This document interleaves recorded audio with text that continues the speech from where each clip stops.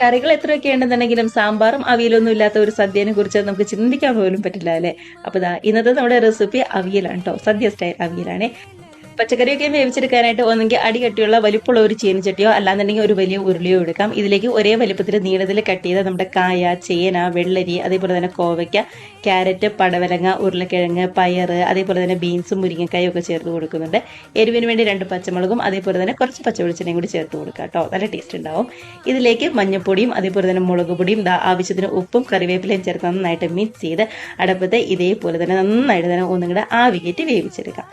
പച്ചക്കറികളൊക്കെ അരിയുമ്പോൾ എല്ലാം ഒരേ വലിപ്പത്തിൽ നീളത്തിൽ വേണം അരിഞ്ഞെടുക്കാനായിട്ട്. കാണാനും അതാണ് ഭംഗി, അതേപോലെ തന്നെ വെന്ത് വരാനും അത് തന്നെയാണ് എളുപ്പമുണ്ടാവുക. അരപ്പിനായിട്ട് തേങ്ങ ചിരകിയതും പച്ചമുളകും അതേപോലെ തന്നെ നമ്മുടെ കുഞ്ഞുള്ളിയും ചെറിയ ജീരകവും ചേർന്ന് നന്നായിട്ടൊന്ന് ഒതുക്കിയെടുക്കുന്നുണ്ട്.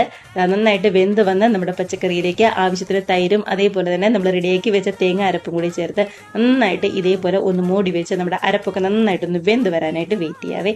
അപ്പോൾ ഇത്രയേ ഉള്ളൂ നമ്മുടെ റെസിപ്പി എന്ന് പറയുന്നത്. ഏറ്റവും ലാസ്റ്റായിട്ട് ഗ്യാസ് ഓഫ് ചെയ്ത് കുറച്ച് പച്ചവെളിച്ചെണ്ണയും കറിവേപ്പിലയും കൂടി അങ്ങോട്ട് ചേർത്ത് കൊടുത്ത് ഒരു 15 മിനിറ്റ് അങ്ങനെ തന്നെ വെച്ചിരുന്ന നല്ല സൂപ്പർ ടേസ്റ്റുള്ള അവിയൽ റെഡി ആയിട്ടുണ്ട്. ട്രൈ ചെയ്ത് നോക്കാം കേട്ടോ.